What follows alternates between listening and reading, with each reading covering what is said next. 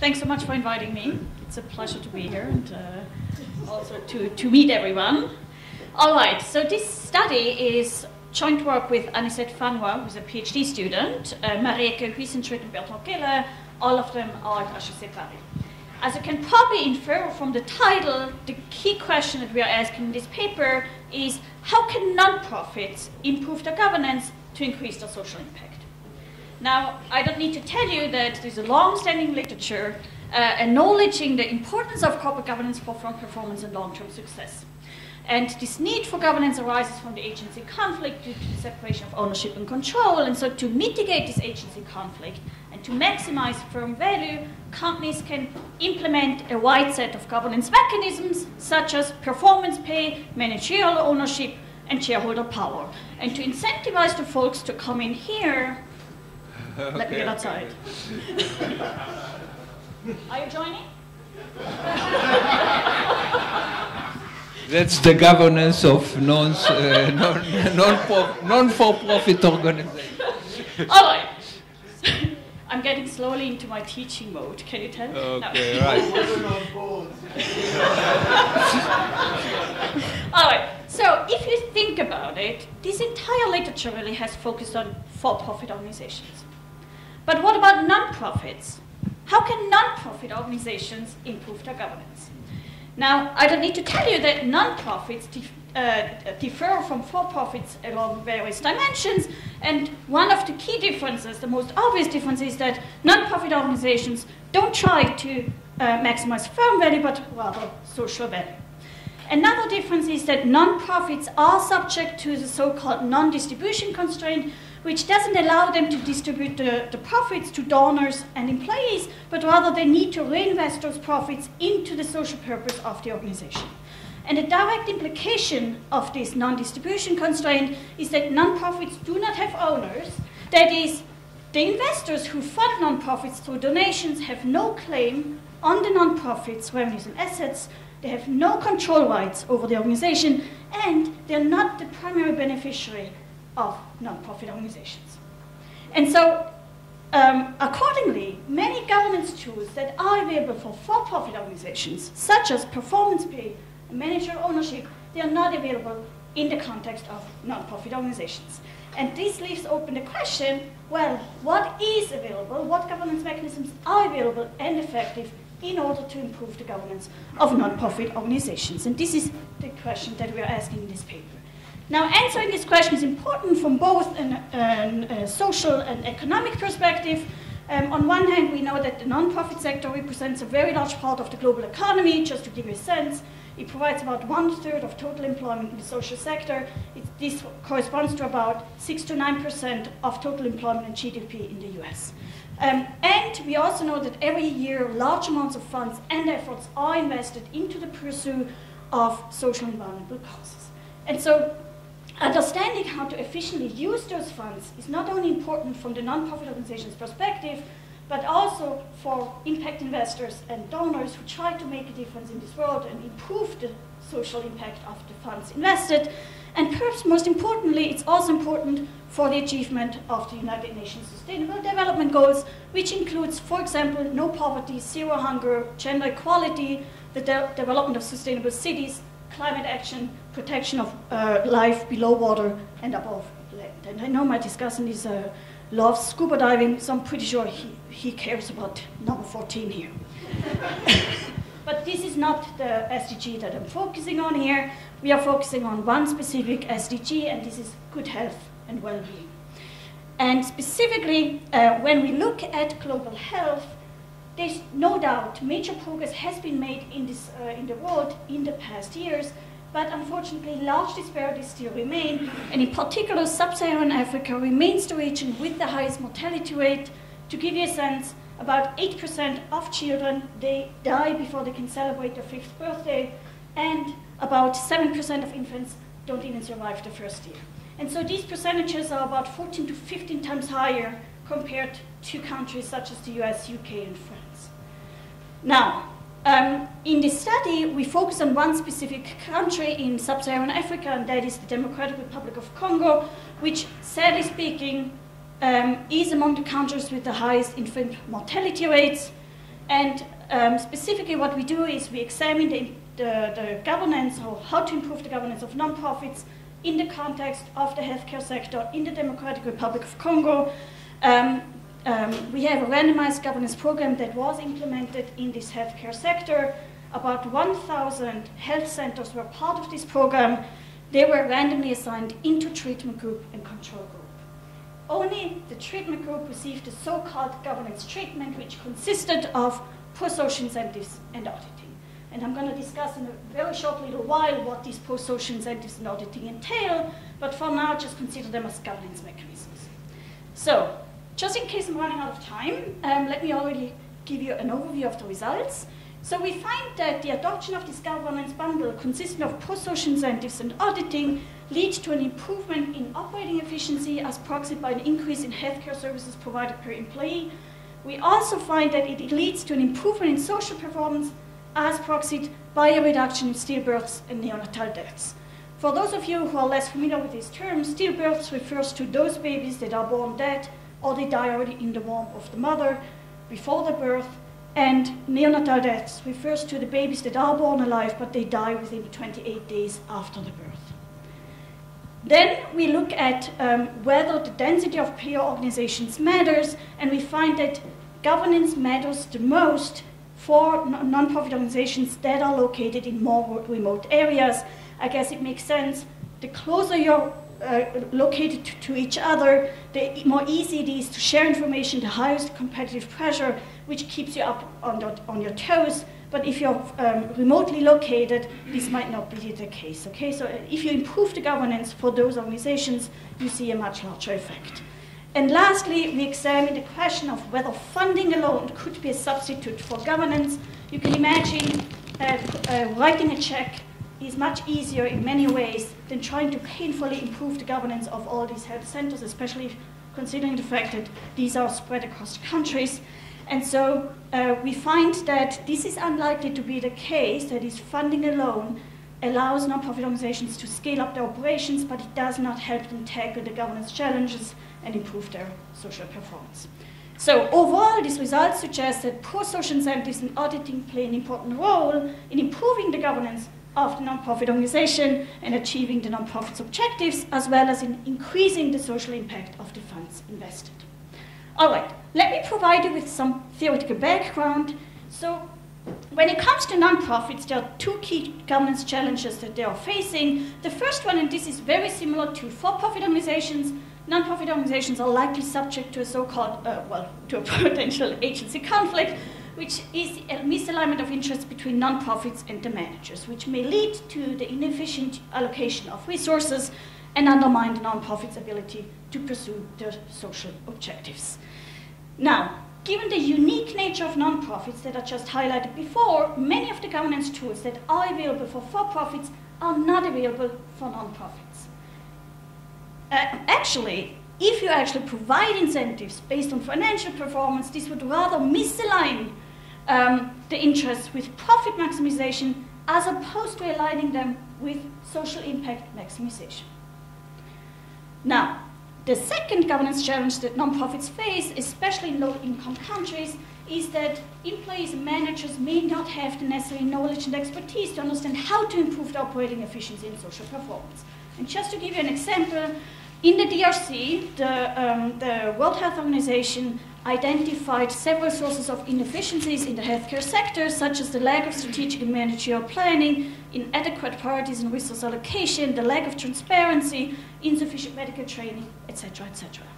Sadly speaking, the healthcare sector and the DRC are unlikely to be the only place where this is a challenge. So, in other words, this is likely to be a common challenge across countries and across sectors. All right, now in the following we examine the effectiveness of one specific governance bundle. So just to be very clear, we are not saying that this is the only governance mechanism that may help improve the governance of nonprofit organization, but this is the governance bundle we are examining. There might be other governance mechanisms out there that might be effective as well. Specifically, we look at the bundle of governance mechanisms consisting of pro-social incentives and auditing, and let me explain both of them a little bit more in detail. Pro-social incentives, this is additional funding that is provided to the nonprofit organization based on their social performance. And so this additional funding, nonprofits can then use to upgrade their equipment, to provide training to their employees, to provide more services, etc.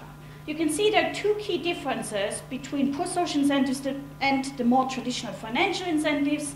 First, pro-social incentives are linked to social performance as opposed to financial performance. And secondly, the direct beneficiary of pro-social incentives is the organization itself as opposed to the employee. We expect that despite the employee not being the primary beneficiary of pro-social incentives, we nevertheless expect that pro-social incentives have a positive impact on individuals' work behavior for two reasons. The first one is more indirect, that is, by providing pro-social incentives, non-profit organizations can leverage the intrinsic motivation to obtain funding for the social cause of the non-profit organization. So this is very much consistent with the insights of the existing literature on for-profits, which finds that employees are willing to forego financial compensation for the pursuit of meaningful work. The second reason why we expect there is a positive impact on the individual's work behavior is that pro-social incentives allow non-profit organizations to provide better equipment, to provide training to their employees, which are direct benefits to the employees and arguably help improve the attractiveness of the workplace. In addition to pro-social incentives, we expect that auditing also plays an important role for two reasons. First of all, this is the more traditional way we are thinking about auditing. That is, auditors can verify that indeed best practices and procedures are followed, that adequate priorities for resource allocation are set, that a strategic plan is developed, etc., etc.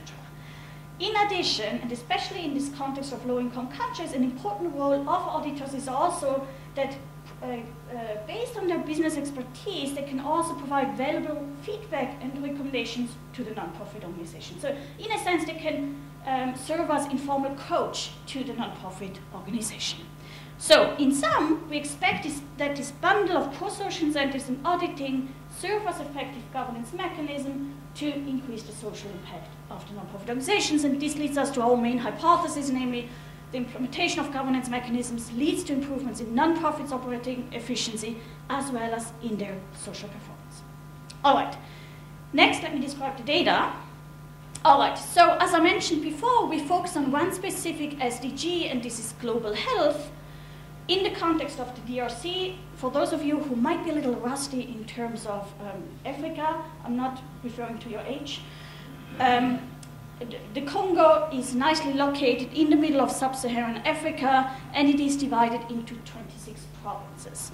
Here you have three pictures of health centers we are looking at. So here we are clearly not looking at the Mass General Hospital in Boston, okay? So these are all relatively small health centers. They provide only primary healthcare services. Most of it is related to mothers and infants. You can say that they have a few staff members. Most of them are staff and nurses. Only very few have doctors. And I'm going to provide you with some summary stats afterwards, but this is just to give you a visual impression of what we are dealing with here. All right. Now, let me introduce the PDSS program. So the PDSS program stands for Le Projet de Développement du Système de Santé. It is administered by the World Bank. It started in the first quarter of 2017, and it is a randomized program in healthcare. So the aim of this program is to develop the healthcare system of the DRC. All health centers, they are located in 13 out of the 26 provinces, and the selection was done by an expert team from the World Bank. To be very clear, whether or not a health center is part of this program, this is not random. But what is random is then those in the program, those health centers in the program, whether or not they are assigned to the treatment or control group. All right. In terms of treatment groups, so they receive financial subsidies in addition to the governance treatment, which consists of pro-social incentives and auditing, while the control group only receives financial subsidies. And if you think about it, this randomized assignment really allows us to identify the causal impact of improved governance on the nonprofit health centers' outcomes, such as operating efficiency and social performance. All right, in terms of data, so we have data from all health centers, so not just those part of the program, but also all others, so the entire universe of health centers in the Congo for a total of 10 quarters. That is from Q1 2017 to Q2 in this year. We have detailed information on each of the health centers with respect to operations, so this includes staff, number of staff, composition of staff, number of consultation, type of consultation, birth statistics, etc., the name of the center and the location. In our final sample, we have 999 health centers that were part of this PDSS program, and then in addition, obviously, we have all the other health centers as well. I'm going to talk about them later on. But for now, I focus on the health centers that are part of this PDSS program, and they are randomly assigned into treatment and control groups. So here you can see some summary stats. So these summary stats are taken from the very beginning of the program in Q1 of 2017. You can see on average, the health centers provide about 260 primary healthcare services per employee. Most employees are admins and nurses. Only about 8 out of 100 health centers have a doctor on site. They only provide primary healthcare services. Most of it is related to mothers and children. In terms of birth statistics, you can see 98.8% are live births, but 0.75% are stillborn, and 0.46 are neonatal deaths. Then here are some financials, and then in terms of population statistics, you can see that on average, health centers serve a population of about 11,000 people and a broad health district of 204,000 people. All right.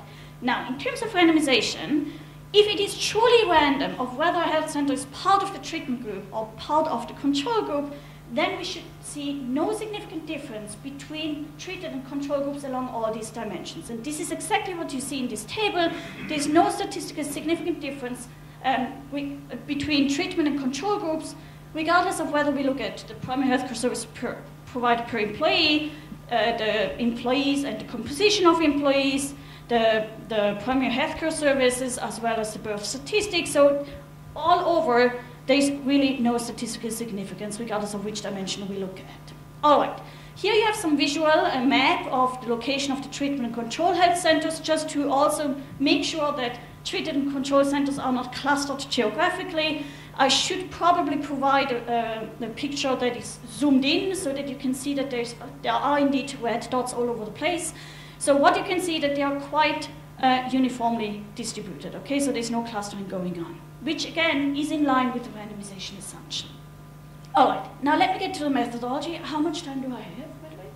9 minutes. 9 minutes, all right, I can do it. All right, so in this paper, we use a difference in differences approach, meaning we compare two differences. The first difference is before versus after at the treatment group, and the second difference is treatment versus control group. In the treatment group, we include all health centers that receive funding and this governance treatment consisting of pro-social incentives and auditing. The control group includes health centers that only receive funding. And to illustrate this methodology, let me walk you through a very simple example. Let's assume we have health center T, which in Q1 of 2017, for random reasons, adopts a governance bundle. Now, to estimate the effect of this improved governance, we compute the difference in the outcome variable Y of interest, such as the number of babies born alive before versus after at this health center. Would we only consider this first difference? It's possible we would capture changes in the economic and social environment, such as an overall improvement in global health. So to address this, we use a control firm, let's say Control Health Center C, which in Q1 of 2017, for random reasons, did not adopt a governance bundle. Again, we compute the difference in the outcome variable Y before versus after, and finally, we compute the difference between these two differences. So this methodology can be implemented by estimating the following regression. On the left-hand side, we have the change in the outcome variable Y at the health center from Q1 to Q10. On the right-hand side, we have province fixed effects, and treatment is a treatment indicator that is one for health centers in the treatment group, 0 or otherwise, and epsilon is the error term. And throughout this study, we cluster standard errors at the health district level to allow for dependence of the error term at the local level. All right, in terms of main dependent variables, so to capture operating efficiency, we take the ratio of number of primary healthcare services provided per employee. So in a sense, this is like labor productivity, if you will. And to capture quality of healthcare services provided, we use 3 measures. The first is the share of stillbirths. This is the ratio of stillborn babies relative to total births. Again, stillborn relates to those babies that are born dead or die already in the womb of the mother before the birth. Then the share of neonatal deaths, which is the ratio of neonatal deaths relative to total births, which are those babies that are born alive, but they die within 28 days after the birth. And last but not least, and this is to complement, the share of live births. All right, let me show you the results. So first we look at the impact of governance on the health center's outcome. In the first column, we look at the change in the operating efficiency as proxied by a change in primary healthcare services provided by employee. You can see there's an uptick by 93 with a mean of 267. That means operating efficiency increases by about 35%. So this is quite a substantial improvement in terms of operating efficiency. Next, we try to understand where does this improvement come from? Is it from the numerator or denominator? So we look at both the number of health center employees and the composition of employees, as well as the volume of healthcare services provided. As you can see, in terms of employees, they decrease by about 8.5%. Doctors and nurses, they increase, but none of that is significant. The only significant change is with respect to staff members. There's a reduction by about 10% from the treatment group compared to the control group. So when we look at the volume of healthcare services, the change in the volume of healthcare services, you can see that they all improve, but none of them is significant. So suggesting that this improvement in operating efficiency really comes from a reduction in administrative overhead. Next, we are looking at the change in quality of healthcare services provided. So we look at the change in the share of stillbirths, the change in the share of neonatal deaths, and the change in the share of live births. As you can see, the stillbirth probability reduces by about 44%, and neonatal death probability decreases by about 58%. So this is quite substantial. So overall, this suggests that this governance treatment leads to an improvement in social performance. All right.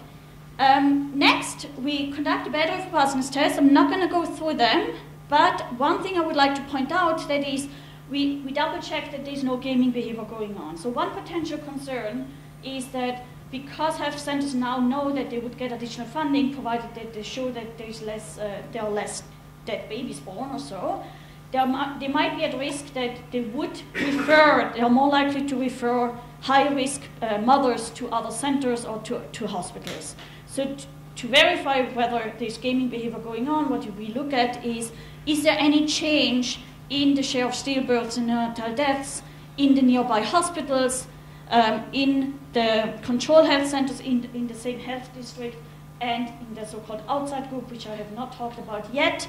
And as you can see, there's no change going on, suggesting that health centers are not engaging in any kind of gaming behavior. All right, very quickly, the dynamics of the treatment effect. So in the baseline specification, what we do is we look at the change from Q1 to Q10, so a time period of changing over a time period of 10 quarters. Here we are looking at different lengths of these time periods, and you can see it takes about 5 to 6 quarters before the effect materializes in terms of reduction in administrative employees, which eventually improves operating efficiency. It takes much longer for the quality of healthcare services to improve, namely about 7 to 8 quarters, which probably is not surprising, given that birth-related performance probably takes much longer to improve than reducing staff members. Next, we look at the moderating goal of the density of health centers. So far, the results suggest that pro-social incentives and auditing play an important role in mitigating the governance challenges that nonprofits face, namely the agency conflict and the sharing of important information and valuable knowledge. So this suggests that the flow of information, the spread of business practices play an important role in the governance of nonprofit organizations, and accordingly we would expect that the geographic proximity of health centers matters. And this we expect for 2 reasons. First of all, the more closely you're located to each other in terms of health centers, the easier it is to share information and valuable knowledge, and the higher the competitive pressure. If my health center provides a poorer service than Benny's health center, which is next door, most likely my patients are going to walk out my door and go to Benny. But if I'm farther remotely located, this is less likely to be the case. Accordingly, we would expect that the need for governance, and hence the benefits from improved governance, are much stronger in areas with lower density of peer organizations. And this is exactly what we find. So to test this hypothesis, we now interact the treatment dummy with two dummy variables indicating of whether the health center is located in an area with a low density or high density of health centers. And you can see that the effect is only significant and strong in more remote areas. This applies to both operating efficiency and social performance. Last but not least, we examine the effectiveness of funding versus governance. So could funding alone potentially serve as a substitute for governance? I'm going to fly over this, but we expect that funding alone, this helps mitigate the financial constraints of the nonprofit organizations, but it doesn't really help tackle the underlying governance challenges, and therefore we would expect that funding alone does not serve as a substitute, but rather as a complement.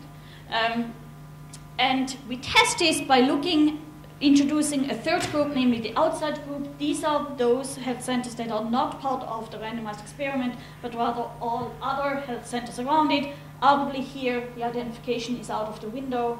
So to nevertheless provide a sensitive analysis in terms of what's the effect really of governance versus funding, what we do is we use a matching, and let me show you the results. What we find when we compare treatment group versus outside group, we find that funding and governance are likely to serve as complements. That is, operating efficiency improves, as well as it allows the health centers to scale up operations in terms of both employees and services provided. This also applies to the quality of healthcare services. The quality of healthcare services improves. Now, if we compare the control group with the outside group to get at the effectiveness of funding alone, what we find that health centers scale up their operations, but it does not help them to improve their operating efficiency nor their social performance. So again, suggesting that funding alone is unlikely to serve as a substitute for governance. Given that I'm Swiss, but I am in Israel, let me take one more minute. I'm adapting to the local culture. I know you can bend the rules in this country. So, what are the findings? We find that the adoption of this governance model leads to both higher operating efficiency as well as improved social performance. We also find that geographic proximity matters, and that funding alone is unlikely to serve as a substitute for governance, suggesting that pro-social incentives and auditing play a key role in the achievement of the non-profit's objectives and in increasing the social impact of the funds invested. Now, the key question is, why do we care? What are the managerial implications? Well, we know that every year considerable efforts and large amounts of funds are invested in non-profits to achieve one or several of the 17 SDGs, which includes, for example, ending poverty, reducing hunger, promoting healthy lives and well-being. Our results hopefully help inform non-profit organizations as well as donors and impact investors of what governance mechanisms are available and effective in improving the non-profit's objectives as well as maximizing the social impact of the funds invested. Thank you. Thank you.